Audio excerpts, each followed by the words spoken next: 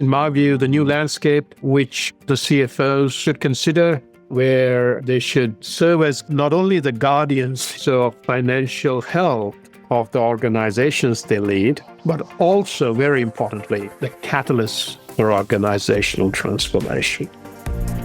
Welcome back to CFO Weekly, where we're talking with financial leaders about how to build efficiency in their teams, create time for strategy, and ultimately get results. This podcast is brought to you by Personiv, the trusted leader in finance and accounting outsourcing for over 30 years. See how Personiv's customized solutions can help you streamline your operations with teams that start as small as one. Visit the website at personiv.com to learn more. I'm your host, Megan Weis. Let's jump right in. Today, my guest is Kumar Parakala. Kumar is a distinguished CEO, founder, investor, and board director with 25 years of experience in building global technology and consulting firms. A digital transformation pioneer since the early 2000s, he has advised Fortune 500 companies and governments across 30 countries on innovation and growth strategies, technology innovation, risk, and governance.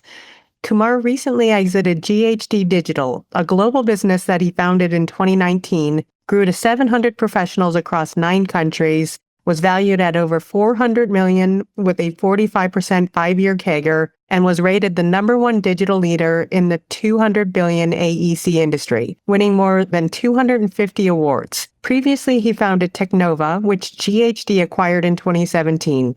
Kumar spent 15 years at KPMG since 2000, where he co-founded the $3 billion technology advisory practice and served as a global consulting partner, COO, and regional managing partner. Kumar, thank you so much for being my guest on today's episode of CFO Weekly. Thank you, Megan. It's such a pleasure to join you this morning from Austin, Texas. Oh, you're right down the street. I'm up in Dallas or just north of it. Not very far off, a stone throw away. So today our discussion focuses on the role of CFO in an AI-centric world. And this is probably the hottest topic in finance and accounting right now. So I'm really looking forward to learning about you and more on this topic. So let's jump right in. Absolutely, Megan. Thank you for the opportunity. And the role of all corporate leaders, including the CFOs, is fastly evolving at a pace at which no one has predicted. So we're all in exciting times. And for some people, it's a daunting time as well. Can be kind of scary for some people. To start, can you give us an overview of your career, where you've been, what you've done?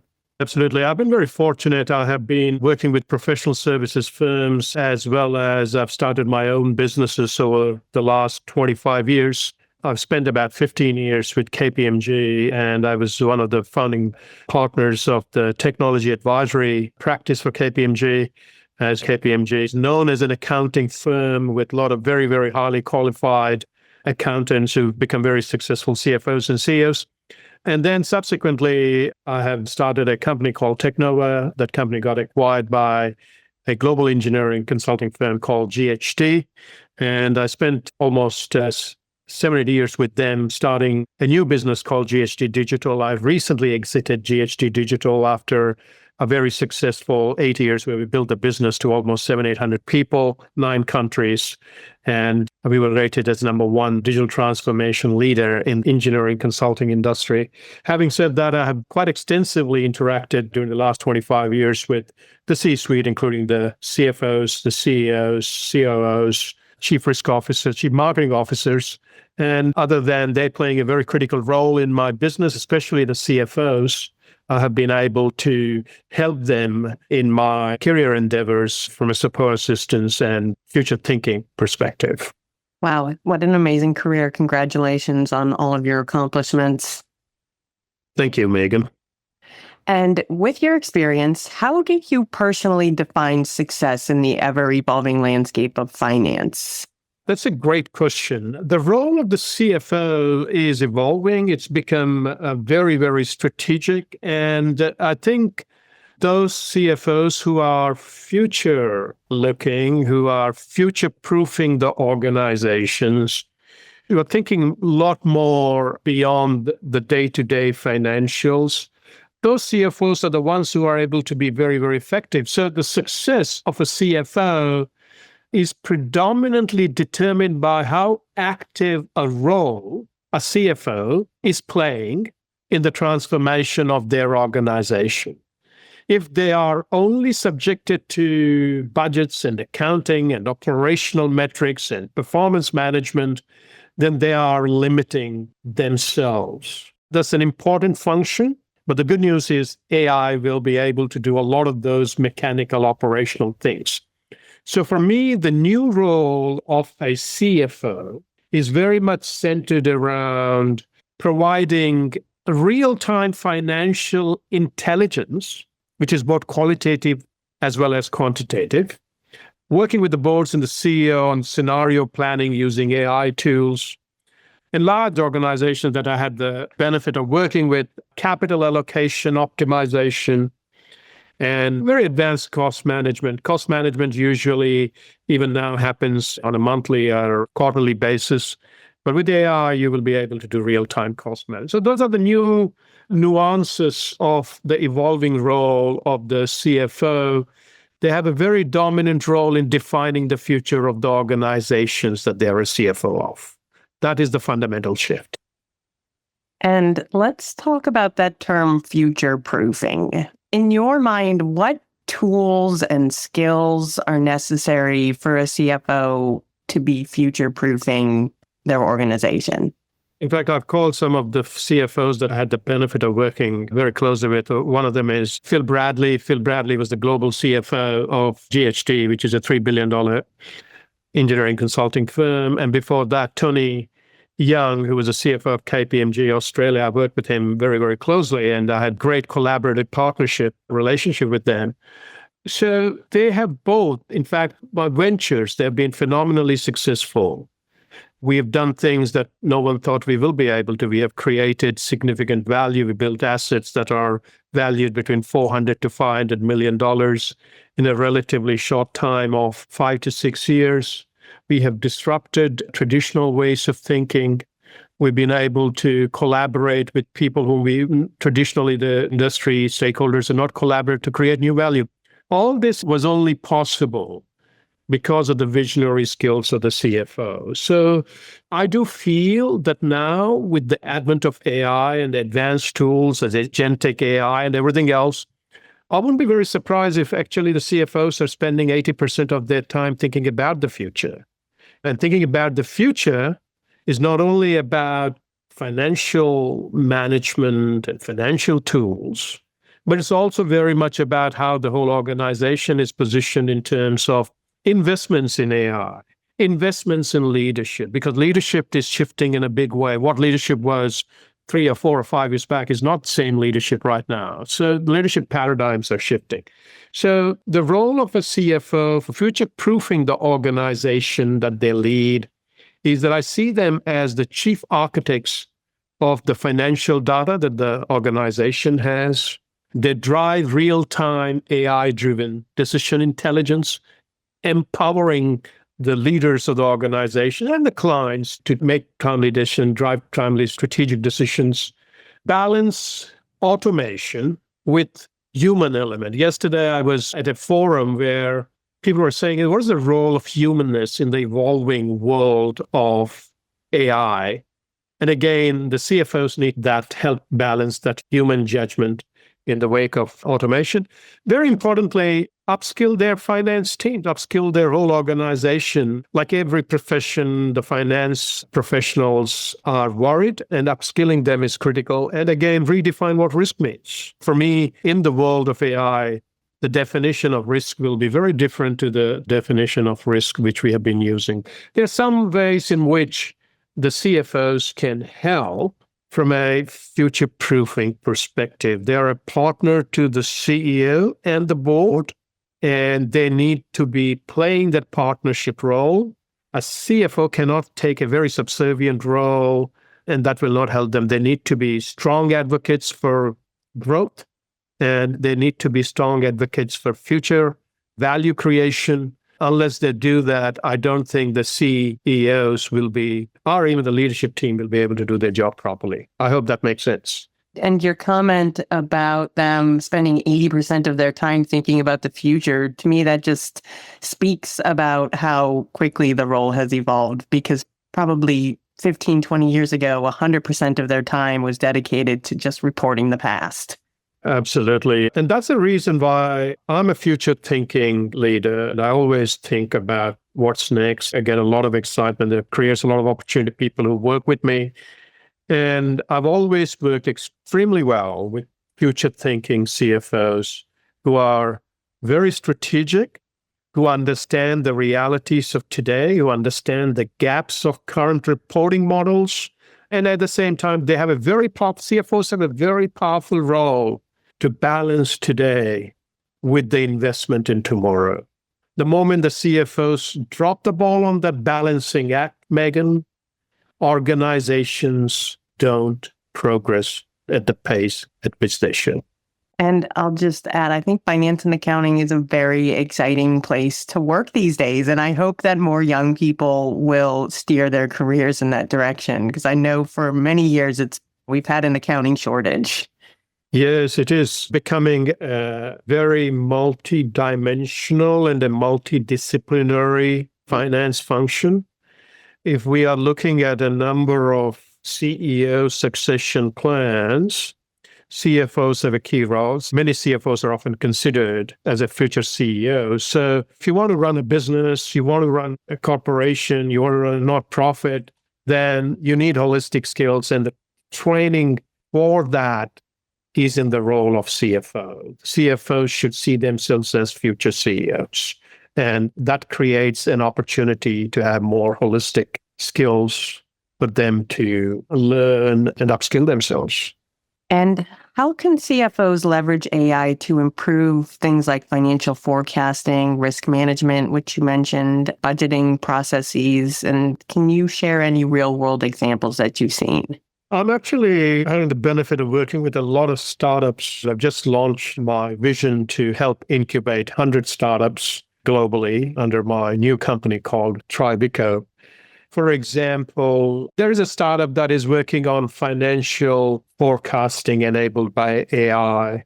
What the AI models do is incorporate multiple variables and something that was not possible before, a wide range of external factors like market conditions, weather patterns, social media sentiment, and many others to create the forecasting models.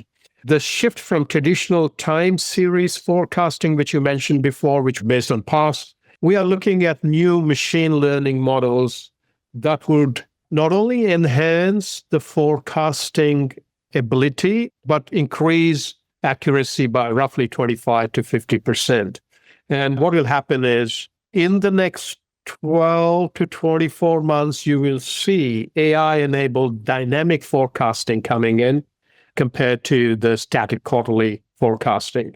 Another area where I'm seeing CFOs will get benefited directly as a result is the risk management enhancement. And that means we are now having new systems. I'm sponsoring a startup based on Silicon Valley that is focused on looking at the risk in the architecture, engineering, and construction industry, which is very, very focused on safety and risk and everything else. You know, you're building dams, ports, whatever. You need to make sure the risks are managed in the right way. So imagine you are a CFO where your organization is delivering these very large projects, capital work projects for your clients, or you yourself are undertaking them.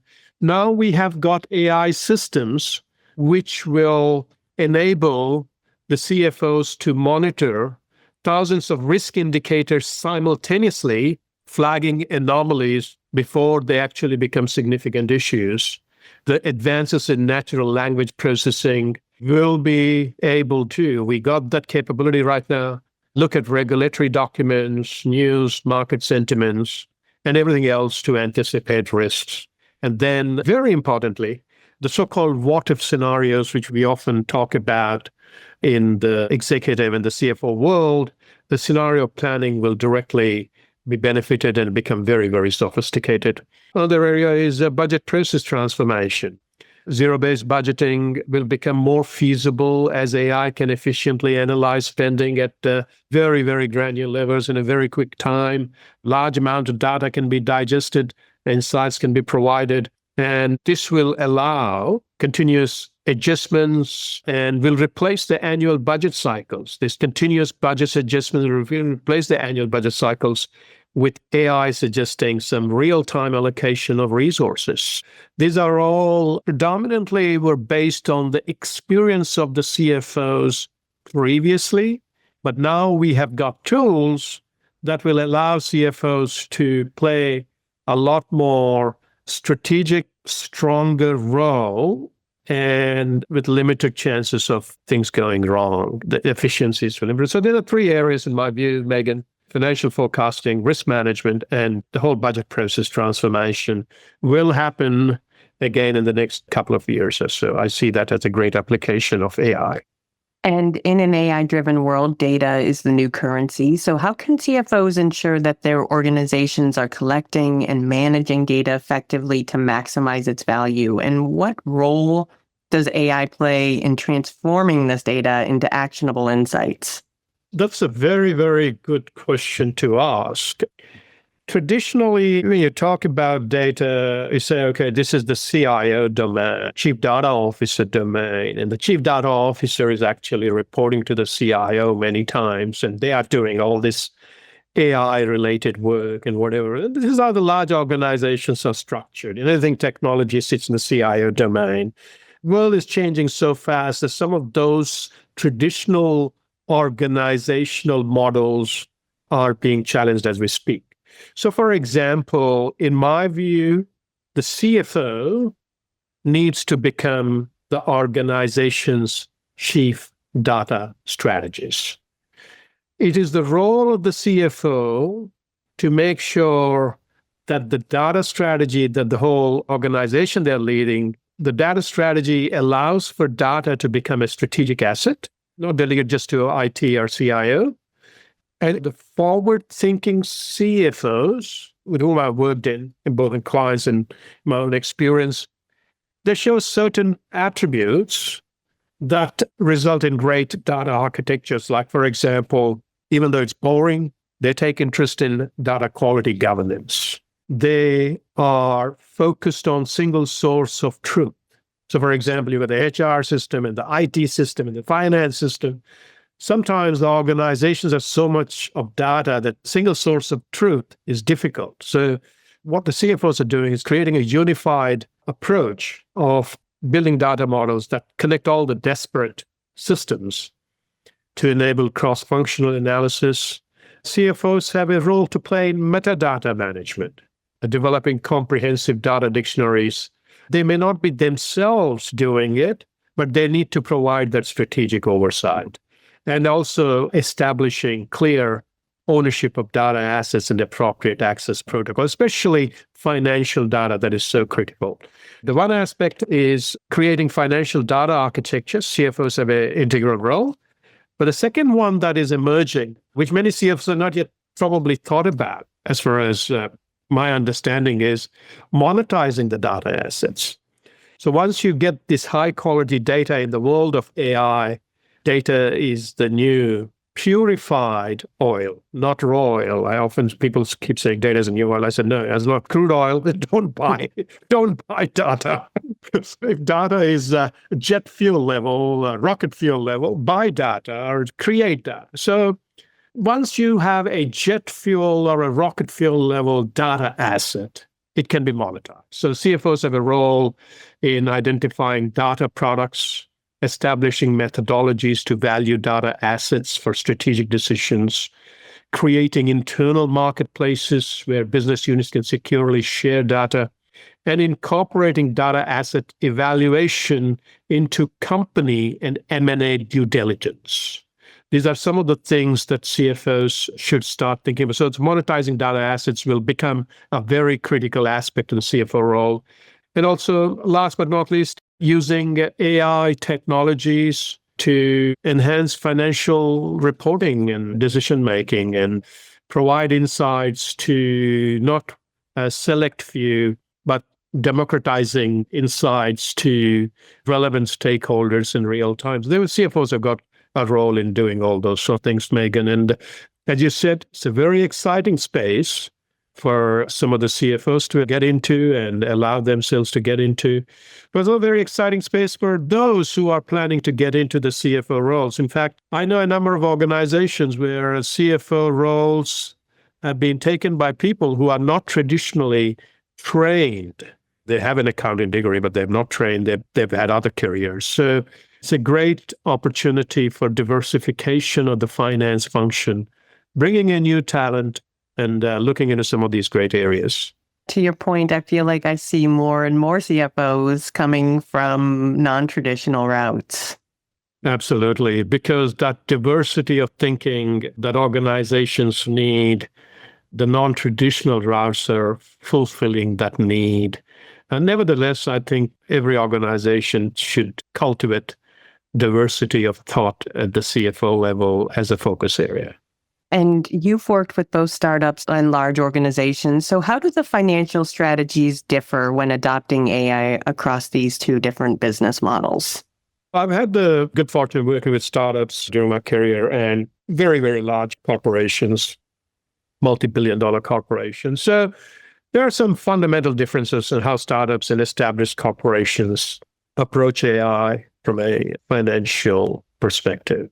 I would ask the founders of startups to start thinking about using AI for capital allocation, because startups are many times capital poor and they need to place their bets and around their core value proposition. And if they spread their investments too thin, then they won't have an impact. So capital allocation is one area. The second one where startups can look at is build versus buy. What can they build as AI capabilities compared to buying them? I meet every day at least 2 or 3 startup founders who tell me whatever they're doing is very unique. Only then when I go and check, there's somebody else doing the same thing somewhere else. So with this explosion of activity in the AI space where everybody is into AI and their startups and the corporates, everyone, I think it's very important for startup founders to intelligently use AI models to figure out what others are doing and leverage that. So that's, again, build versus buy decisions. Again, they can use AI to help make better talent investment strategies, allocation of disproportionate resources to securing elite AI talent in some organizations has resulted in their competitive advantage. So where can they limit wastage of resources and where can so talent investment, better handle on risk. Every startup has got so many risks and they're operating in a very dynamic environment, so they can get some control over the risk scenarios and speed prioritize rapid deployment iteration over comprehensive testing and governance, especially if they are in a product-centric world. So that's about startups. Large corporations, they will fundamentally be different from startups. They will use AI with greater emphasis on integration and risk management. So portfolio management, so distribute AI investments. So they will have AI investments across multiple areas of the organization, unlike a startup, which is very, very focused. They'll have stricter thresholds for ROI. They'll be monitoring the return on investment much more closely. In the startup world, there's a lot more flexibility, but in a large organization, stricter return requirements will be in place. Very importantly, what startups don't have, many of the large companies have, is legacy environments. So what will happen is that in large corporations, a majority of the AI budget will be allocated to transforming the legacy environment and extracting the value from existing systems. That will happen because they have these huge systems. Some of them, in fact, invest in millions and sometimes billions of dollars. So governance and scaling. How do you scale across various entities and things like that? So fundamentally, the differences are startup, the focus is a lot more on making choices, build versus buy, talent investment, where do we invest, managing risk better, smartly allocating capital. Whereas in a large corporation, the focus is a lot more on taking a much more portfolio approach, managing ROIs in a manner in which there is a clear value, getting more value out of legacy environments, and huge focus on governance of these, and of course, leveraging and creating data assets. Those are the two sets of stakeholders I've dealt, and I see those are the sorts of differences that come in. I do feel that with all this happening in large corporations, the CFOs will be able to get greater insights on hidden costs. They'll get greater insights on their capitalization strategy. They will be able to better manage their depreciation of assets, especially AI assets. I think they need to start thinking about how they depreciate and other things like talent economics. We are now getting like agentic AI, so digital workforce versus real workforce. How do you manage the economics around that? The successful CFOs I worked with understand some of these implications. Some of the areas that I mentioned are in early stages. But nevertheless, the CFOs need to clearly pivot on a day-to-day basis to focus on some of the things that I'm talking about. And AI in finance can enhance efficiency and obviously reduce human error, but it also introduces complexity. So what are some of the risks that CFOs need to be aware of? The first and foremost is that CFOs need to know there is this AI revolution going on, and depends upon the culture of an organization.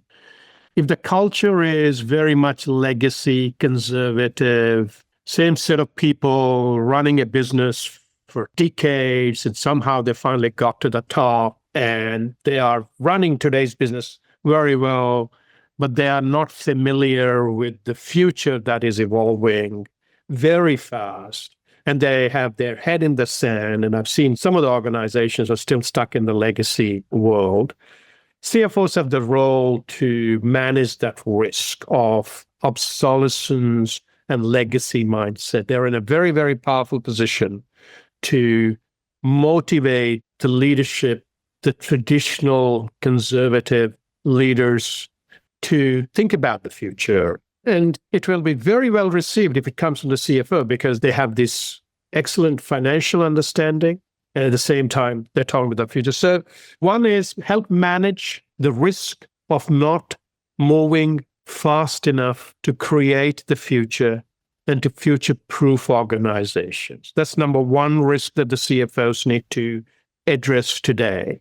And if they, again, take a subservient view to the board or the CEO and stop trying and not being impactful, they're doing a great service to themselves and to the people that they're leading. The second risk that CFOs need to deal with is the demand versus supply. Everybody wants to be doing AI. It's the new buzzword.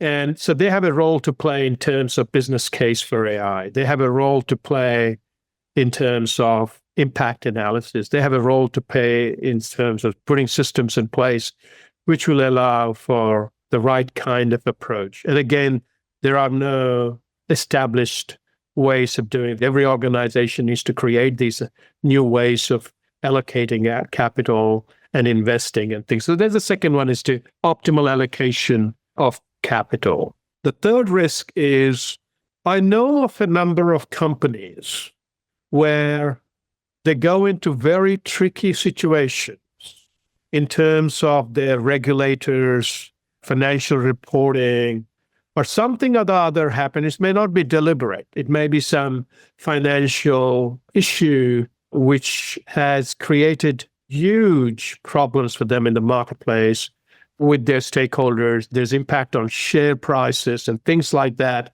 Again, I'm engaged with a company where they have faced this inadvertent challenge. And CFOs have a role to use AI to be able to predict those situations, those hidden issues that can become big issues, and take it up directly to the CEO and the board. Sometimes, and that's the reason why the CFO role needs to be a little bit more independent of just being a partner of the CFO. They need to be a strategic advisor to the board as well.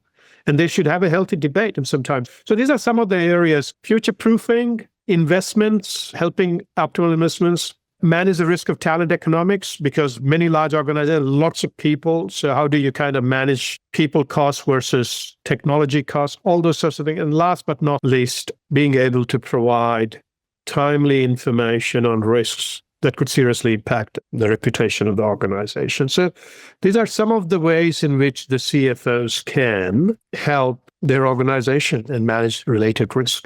And how can CFOs and people in the finance and accounting department, how can they educate themselves on AI, or what can they do to prevent AI from just being a black box? It spits something out and they just take it at its face value. What would your recommendations there be?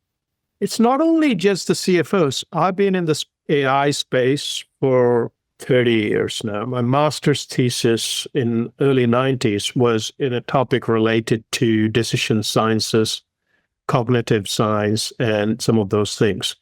So AI has been around for a very long time. It's been around since early 1950s.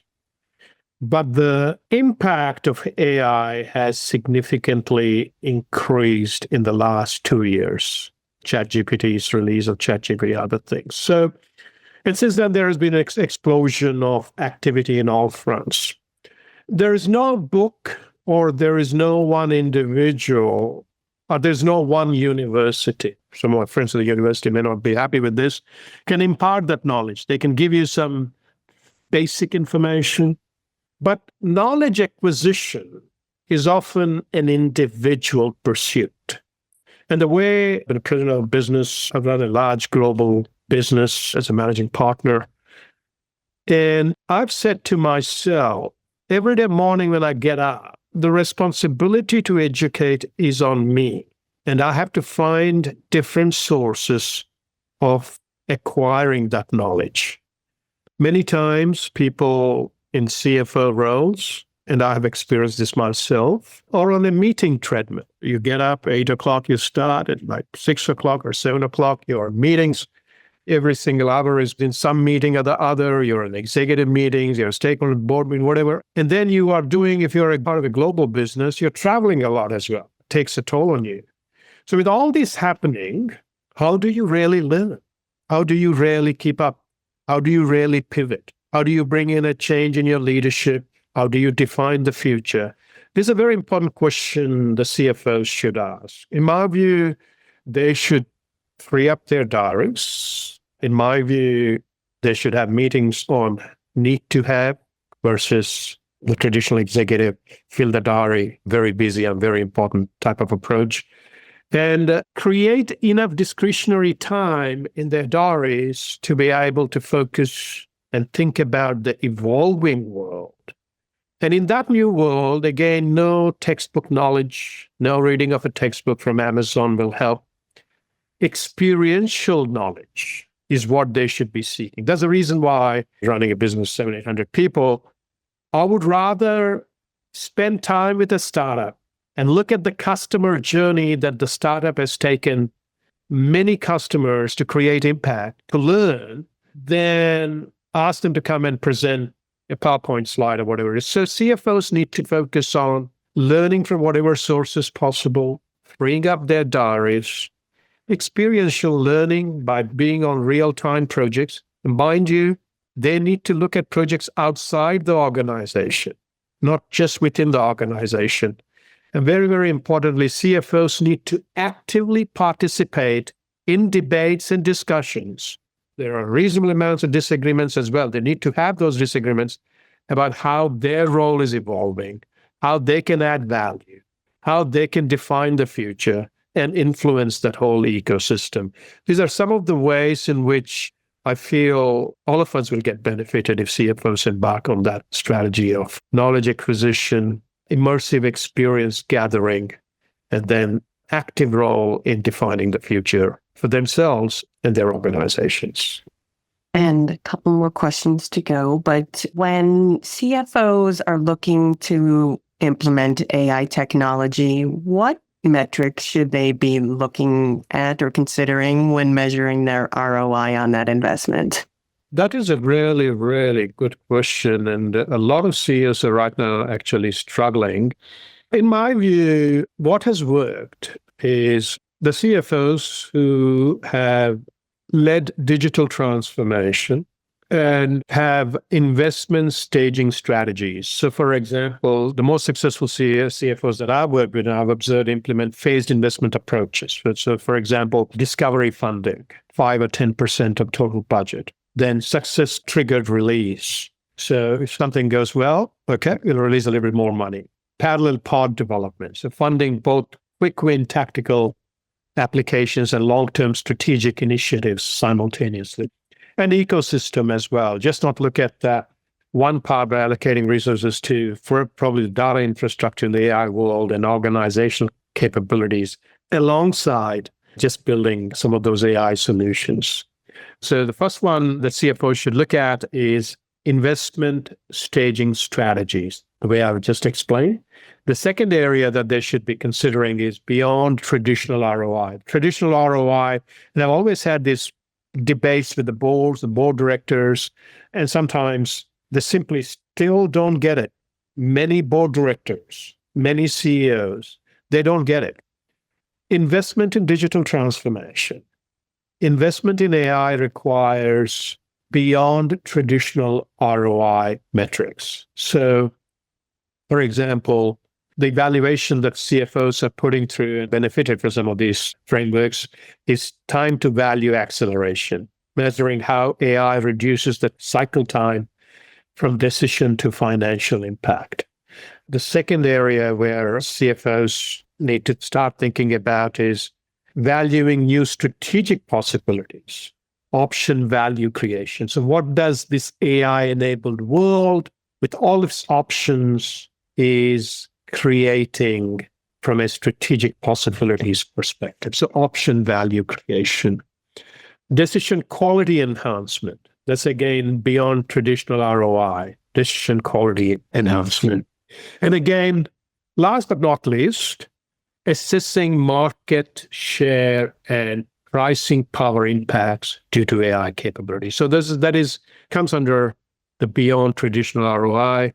Multidimensional metrics, the many CFOs may be already thinking about things like short-term metrics, which includes cost displacement, cycle time reduction, working capital optimization, and medium-term metrics like resource allocation effectiveness, enhanced forecasting accuracy, improved pricing optimization, and fraud and leakage reduction.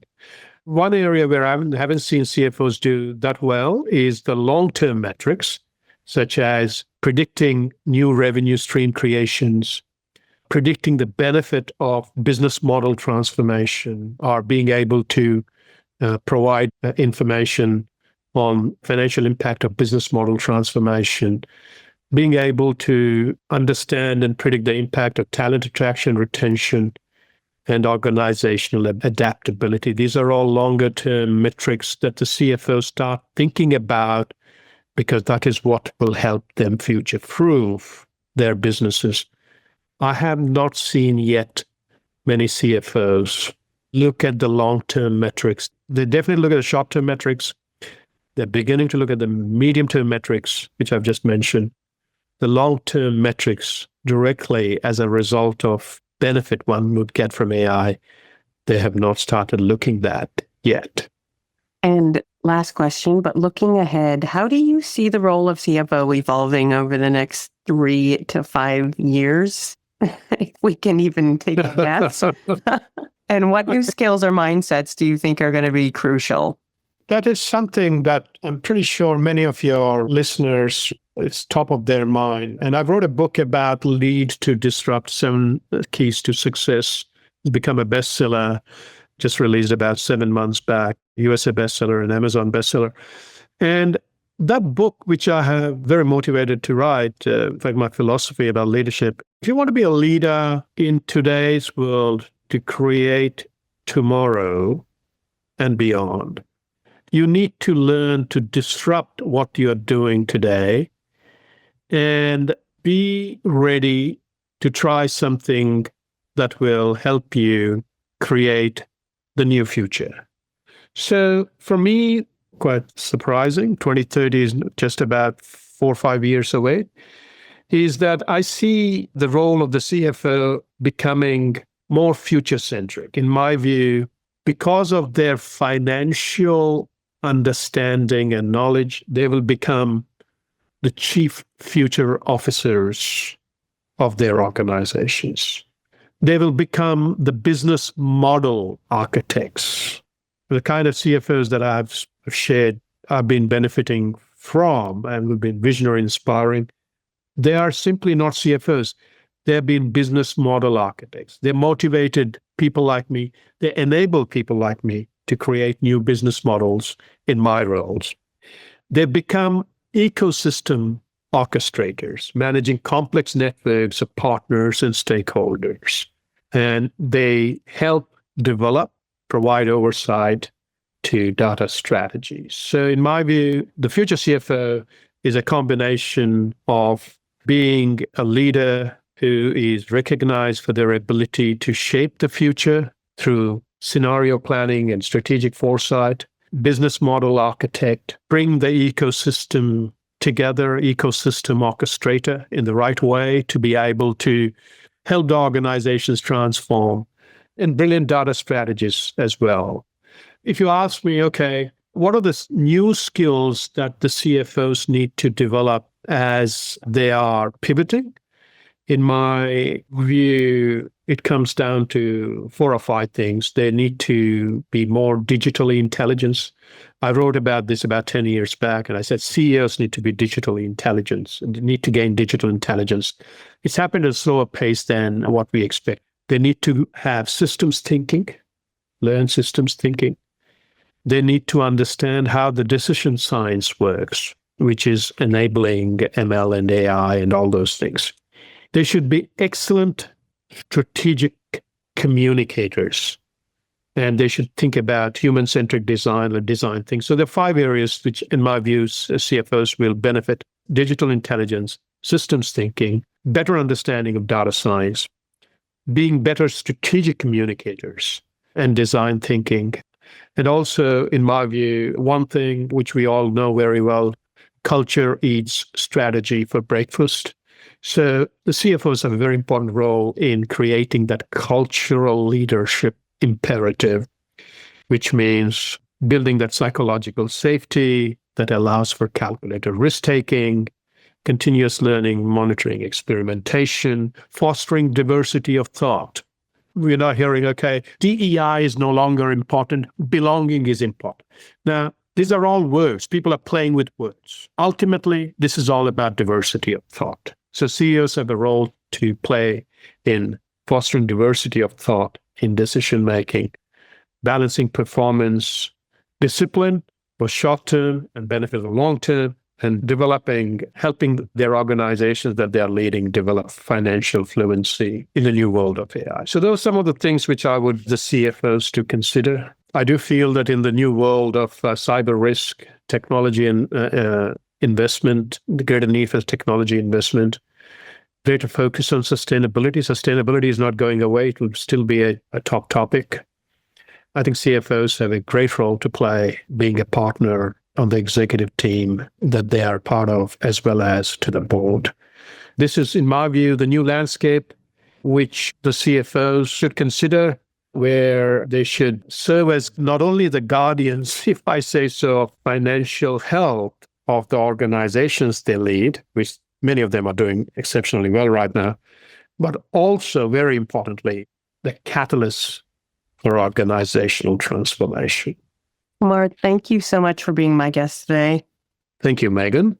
Yeah, I've really enjoyed speaking with you, and thank you so much for finding the time to be here with us today to share your experience and knowledge, and I wish you all the best. Thank you for the invitation, and I wish you all the very success, and if there is anything I can do for you in the future, let me know, and very happy to collaborate. Thank you. You've been listening to CFO Weekly, presented by Personiv. Please subscribe wherever you get your podcasts to hear all of our episodes. Want to learn more? Check out personiv.com. Thanks for listening.